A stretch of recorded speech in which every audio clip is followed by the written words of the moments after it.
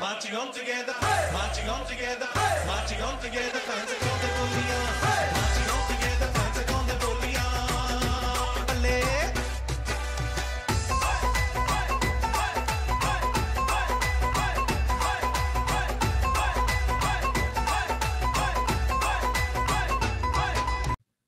Hello and welcome to the Loco Leeds football channel with my official Facebook group partner Leeds Plus. It's Jinder Jade, and guys, today I am bringing to you a very special pre-match video. Yes, I'm going to be talking to you about Southampton versus Leeds, but I'm not doing this video alone. Before I get into today's video, I'd just like to say a massive thank you to everybody who has shown so much love for the last video for me. Thank you for everybody who's subscribed to the channel. You guys are giving me the chance to get to that 2,500 subs by the end of the season. Guys, remember to hit that notification bell on so you are notified every time I upload a new video. Remember to like and share this video, and also if you can go over to Facebook and join our Leeds Plus group. Leeds Plus, find us and join us. So, guys, without further ado, today's special guest, like I said, it was a special video today. Today's special guest, YouTube legend, the talented Joe Wainman of All Leeds TV, and also Just Joe channel. Really, really good. I'm going to welcome him on. Guys, here he is, my mystery tag team partner for today's video. Just Joe, welcome, my dear friend. How are you, mate? Good, mate. Quite the introduction. Thank you very much. Yeah. I was going to give you a theme tune music and everything, like an proper, you know, wrestling style. I'm trying to think of. I do like HBK. And me. You think I'm cute, you know? You're a man after. I'll tell you, you're a man after my own heart. Now, I'm a massive HBK fan, but now welcome, and you know, listen, it's fantastic, isn't it? This weekend, really, really quick, but let's quickly just touch upon what we saw on the weekend. What a fantastic display by Leeds. Yeah, it was a great performance, Jinder. We just, after an early 15-minute spell, and then after that, we just took control of the game and just gone from strength to strength. And we could have, if the game had continued, it could have been 6, 7, 8, 9, 10. You know, it was that kind of performance, wasn't it? That every time we went forward, we're thinking, oh, we can put it in the back of the net. Great to see Rodrigo off the bench. Great to see my man Click get a goal as well. Just a complete performance. Brilliant. Yeah, I was very impressed with the lads. I mean, it was like you said, it was touch and go. You know, first 5 minutes, we weren't getting a chance. But so you know, fair play to Burnley. They did try and make the best of it. You know, first 5 minutes in the first half, second half they done 5 minutes, but then after that, it was just Rodrigo all the way through. But yeah, the games are coming thick and fast. You were one of the first people to call European dreams are upon us, and you were one of the first ones. And there is a slight chance, isn't it? There's a mathematical chance if we can get maximum points of the last 2 games. There is a slight chance, but I don't think it's going to happen now, unfortunately, Jinder. I think for me, the Brighton loss has killed us. I think, obviously, had we won that game, we'd only be 3 points behind Spurs. It does only go to 7th. I've seen a lot of people think that it goes to 8th if Chelsea don't win the Champions League, but it means if Chelsea don't get in Europe, well, we know they're going to get in Europe in some capacity, even if it's Europa League or Europa Conference. They're not going to drop out of Europe, you know? No, so we only get 7 spots. So realistically, it is only 7th that we can go for. And obviously, Everton getting beat last night was huge. But I just think the Brighton loss has killed us a little bit, unfortunately, because, like you say, I've been banging that drum all season long. And I've seen some... Do you know what? I took a lot of stick for it. And now I'm seeing everyone go, Europe, Europe. And I want to go, hang on a minute. You had a go at me for that. But it is what it is. It's been a fantastic season. We'll finish at least 10th, I think, now. Like, I can't see Villa, Wolves, etc. catching us. So 10th, first season back's amazing. I think if we win the next two, we'll better Sheffield United's record last season, which is good. We'll be up there with one of the best promoted teams ever. You know, Jack Harrison's the best performing English midfielder this season. You know, we've got Mateusz Klich broke the record for the most goals by a Polish player. We've got Ilian Melier, who has got the best record for the most clean sheets for a keeper under the age of 21. It's like we've scored the most goals from outside the box. You know, we are record breakers this season, and it's ace to see, Jinder. It's ace to see. Yeah, it's been, look, we've just done fantastically well, and you know, all those records that you've talked about, and those players, on our channel and on your channel as well, and you as a fan, you don't like to bash the players because and we, that's what it's all about. And you know, Mateusz Klich, I know you have got a soft spot for him. So a player doesn't go bad overnight, and Mateusz Klich has been absolutely phenomenal in the last 2 years. So it brings me to speak to you about the Southampton game. We know that Klich will be rested, and also Robin Koch. But first, Mateusz Klich, Joe, because I know you're a massive fan. Yeah, massive fan. Form is temporary, class is permanent. That's what they say, isn't it? And I think it also, you mentioning the fact that he's been given a rest and we know he's not injured.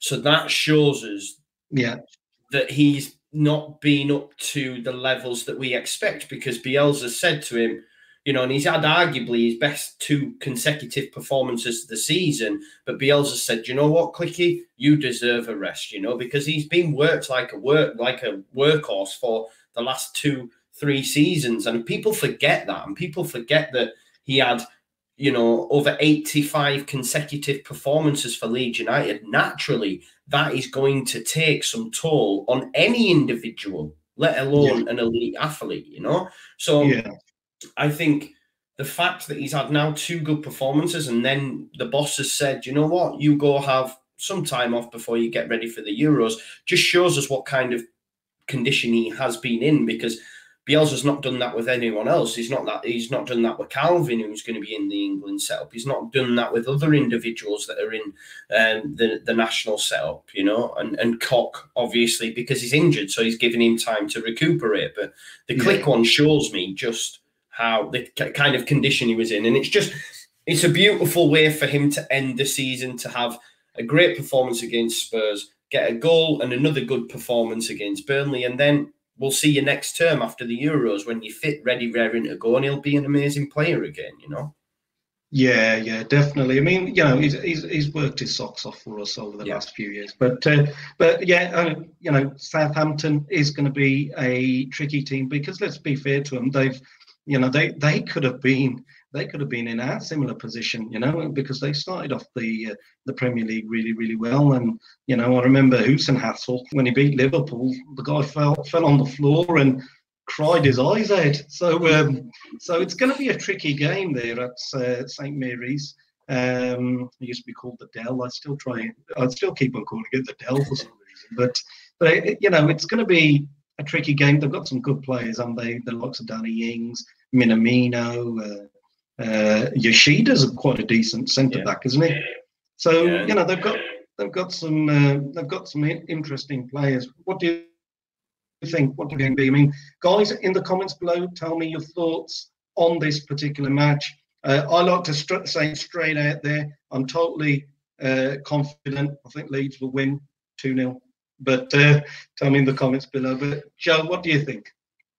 Yeah, it's we did a preview last night on All Leeds TV, and I think a lot of people are maybe getting a little bit carried away with saying 4-5. It could well be that, but I think we need to give Southampton a little bit more respect. They are a good side. They have picked up consecutive wins, 2 3-1 wins. They do have some good players, like you've mentioned, Danny Ings. You've got Shea Adams, Armstrong, James Ward-Prowse, who could go to the Euros.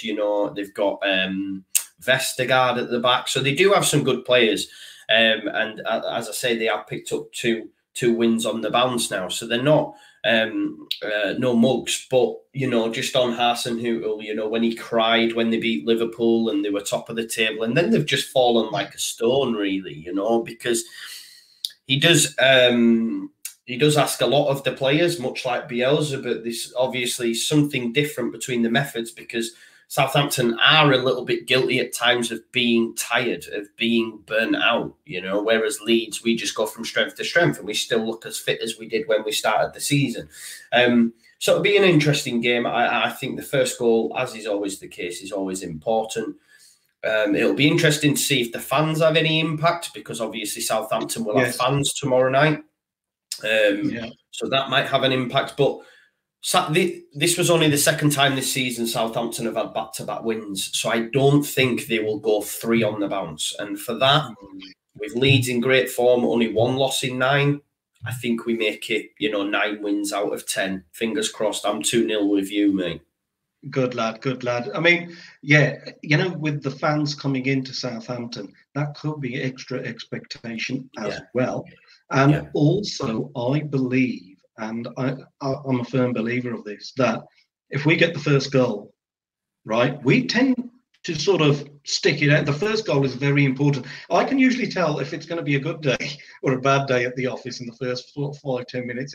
If we're not playing the top 6 and we're playing teams, with all due respect, like the Brightons and the Southamptons and stuff like that, because anytime we are favourites, this has happened with Leeds as Leeds fans, we always tend to, you know, struggle when we're, it's nailed on. Even at Burnley, I thought it's going to be a bit of a banana skin that we may slip on. But having said that, if we are to get the first goal, and then from there, and it happens in the first half, I don't see us getting broken down by Southampton. That doesn't happen, does it? No, I think we know under Bielsa, like, his record when we go in front first is amazing. Like, you know, we have lost a few, but this season, I think even when we've gone in front first, Jinder, we've not lost. Obviously, there was a period of time where we'd never lost under Bielsa, and then we played Wigan, and that turned when we went in front first. But the record under Bielsa when leading at half-time, we've not actually lost a game. So, you know, when Leeds are in front and it is half-time, then that's, you know, I've started saying it, you know, we're going to win this game, and I get loads of stick for it. People say, stop saying that. But yes, naturally, stats are there to be broken, and there will come a time when we are leading at half-time and we do lose the game. But at the minute, it doesn't seem to be the case. So if we can get in front, if we're leading at half-time, and I think a lot of it has to do with Bielsa and the way he sees the game, he can change a game. And if he knows at half-time we're already up, he'll make little changes, and we normally go on and score more and more and more. Or we defend really resolutely, which wasn't the case earlier on in the season. So he has made little changes. And I think because the way Bielsa sees the game and how good he is as a coach and a tactician, he sees things that other people don't see, and he can make them changes at half-time. And it's no surprise that when we're leading at half-time, we go on to win the game, because he makes them little incremental changes, which means it's hard for the opposition to get back into the game. So first goal always important, but if we're leading at half-time, that's even better, man. Yeah, absolutely. Absolutely. So just quickly want to get your thoughts, because I'm going to do like a predicted team lineup. And just quickly, how amazing has Llorente and Pascal Struijk been at the back? I mean, we've really sort of solidified the back line, and the way we're playing, it really does suit the style of Leeds, the way we start from the back with Meslier and stuff. And Llorente's so comfortable on the ball, and Pascal Struijk is just learning so much off Llorente on the other side of him. You know, they're forming chemistry. Chemistry is great, isn't it, for a team, and especially in that centre back pairing. You know, when we won the league, we had Chris White and Chris Fairclough, not the greatest of maybe the centre backs but together they formed a bond, a chemistry, and it was formidable, and it took us to glory, didn't it, in 91-92. So I'll just say these two doing really, really well. Your thoughts, Joe, quickly? Yeah, Yeah, I've started calling Llorente La Pared, which means wall in Spanish. Okay. So that's the Spanish wall. And I'm a massive fan of Strauch. I have a T-shirt here that we've got on All Leeds TV. I've coined him the name Virgil van Strauch because I think he's up there with the likes of Van Dijk, watching a few seasons. We know he's watched by Holland and Belgium as well. You know, they're both fighting over his signature for nation. So that shows the potential the kid has. Llorente is exceptional. I think they both complement each other really well. Meslier, for me, is I mean, if you look at that spine there, them three, Llorente is a Spanish international. Pascal's being chased by two great nations in Holland and Belgium, and Meslier is destined to be France's future number one. And we know how good France are. So there's three internationals right there in that, you know, centre-back and goalkeeper partnership. It's amazing. And you think of the money we've spent. I don't know what we paid for Strauch when we got him in the youth setup, but it'll be pittance. We paid 5 million for Meslier. Llorente at 17, I think it was. It's pittance, really. When you consider Manchester United paid 80 million for Harry Maguire or, you know, other centre-backs across the league. They're great. And, of course, we have Robin Koch and Liam Cooper, who are both internationals as well. So it's great. It is. So let's, you know, you make some great points, you know, on strike, and the future's looking good in that position. We're very strong in the centre-back positions. So I'm going to talk to you about the predicted 11. Guys, give me your comments and thoughts in the comment section below on the predicted 11. So this is the predicted 11 that I've gone for. Meslier in goal, Ayling at right back, Llorente at centre back, partnered with Strike at centre back, Alioski at left back, CDM position Calvin Phillips, Rafinha on the right hand side of midfield, Stuart Dallas and Rodrigo in the middle of the park, Jack Harrison on the left hand side of midfield, Patrick Bamford up top. So that's the lineup I've gone with, Joe. I've gone with the dynamic of Dallas and Rodrigo in the middle of the park because Click's obviously not going to be there because Bielsa doesn't like to change his team. And this is just a predicted 11. I just do it for fun. He may just change it. We may see Tyler Roberts there, but your thoughts on that predicted 11? Yeah, I think it's bang on. However, I do think Roberts will play instead of Rodrigo. I do think because we've seen in the last few performances now, Rodrigo in that role, it doesn't really work. However, when he's been coming on in the number 9, he's been doing much better. We might even see him starting number 9. That'd be interesting, wouldn't it, if we did? We'll have to wait and see in that respect. But I think it will be Roberts in the middle of the park alongside Stuart Dallas.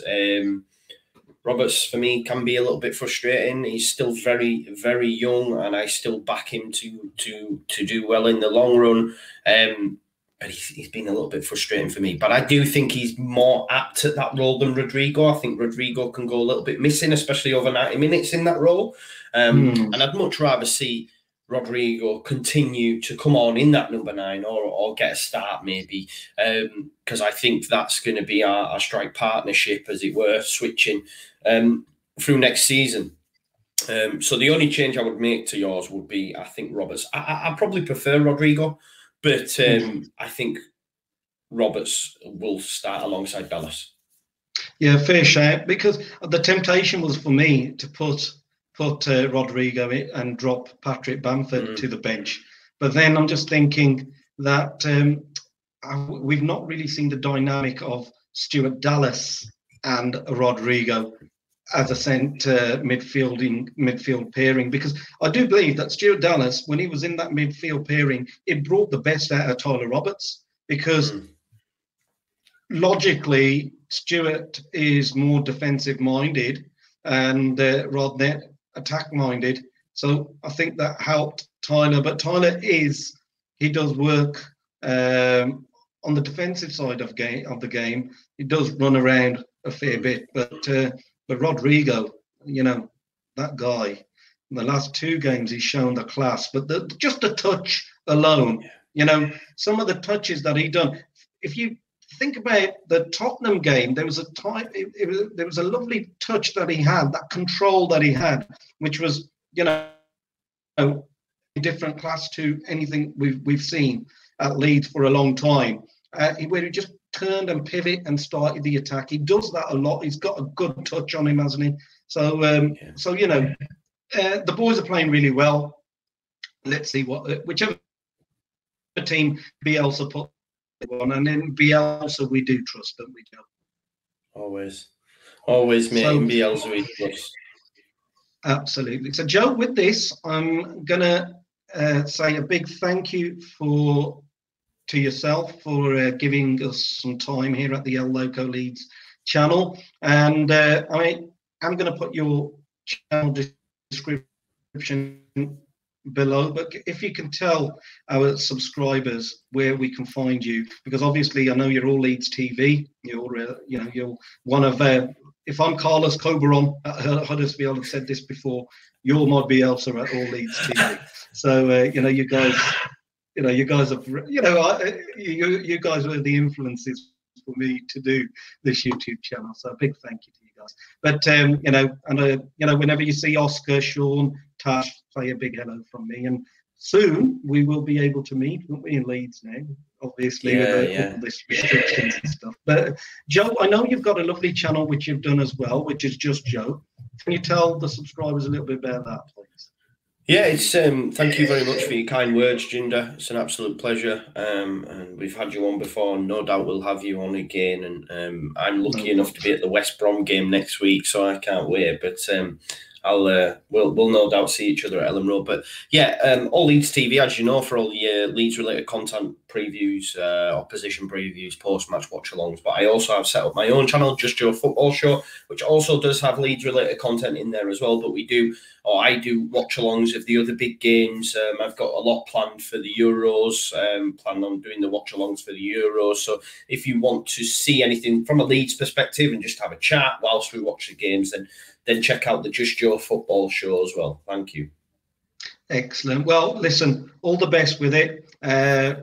Let's have a brilliant performance from the Mighty Whites tomorrow and enjoy the game against West Brom. And guys, with that, I'm going to say thank you for watching, and remember to keep it locked on to the Loco Leeds football channel. But from myself and Joe, marching on together, thank you for watching.